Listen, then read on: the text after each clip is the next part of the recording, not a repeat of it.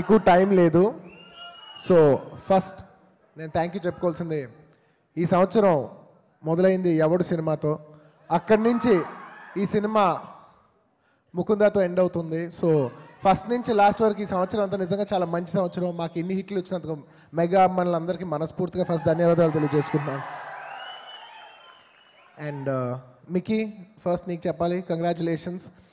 Time లేదు కాబట్టి all technicians, ఈ సినిమాకి పనిచేసిన ఆర్టిస్టులు అందరికీ I wish them really all the best.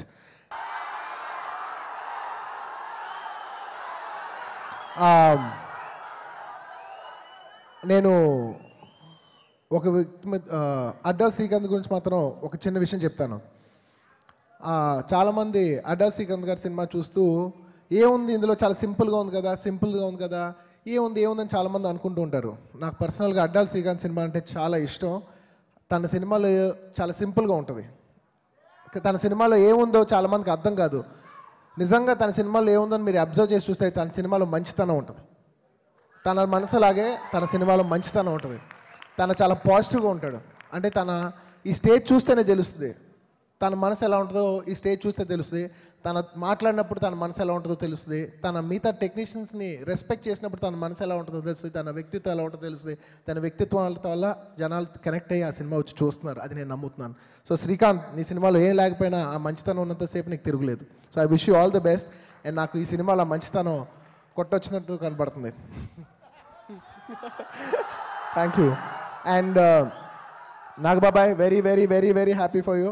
నిజంగా మా daddy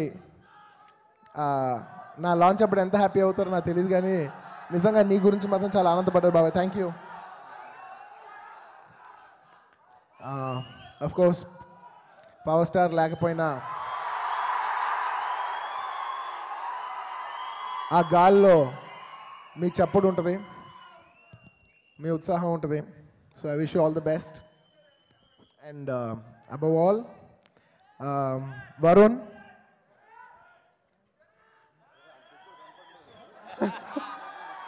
Varun, I wish you all the best. And నీకున్న హైట్లో నాకు ఒకటో రెండో ఇంచులు ఇవ్వగలితే ఇవ్వు.